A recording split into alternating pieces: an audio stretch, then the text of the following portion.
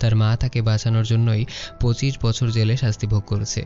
আজকে যেন সে হয়েজেকে না বাঁচায় আর ভবিষ্যৎ বদলে দিয়ে একটা স্বাভাবিক জীবনে ফিরে যায়। কিন্তু মিস মিহি হয়েজের কথা না শুনে পোর্টাল থেকে বেসমেন্টে প্রবেশ করে আর চুলজুংকে হত্যা করে। আহত মিহি সেখানে পৌঁছালে বৃদ্ধ মিহি হয়েজেকে ওই পোর্টালের ভেতর দিয়ে 2017 সালে নিয়ে আসে। কিন্তু চুলজুংকে হত্যা করার পর হয়েজে নিরাপদ ছিল। তাহলে কেন তাকে 2017 সালে নিয়ে আসা হলো? কারণ ভবিষ্যৎ থেকে আসা মিহি তার নিজের স্বামীকে হত্যা করেছিল, যার কারণে সকল প্রমাণ 1992 সালের মিহির বিরুদ্ধেই যেত আর তাকে জেলে যেতেই হতো। তখন হয়েজেকে দেখার কেউ থাকতো না। যেহেতু হয়েজে বংশগত হৃদরোগে আক্রান্ত, তাই তার দেখভালের জন্য একটা ভালো পরিবেশের দরকার ছিল, যেটা মিহি জেলে থাকলে হয়েজের জন্য ব্যবস্থা করা যেত না।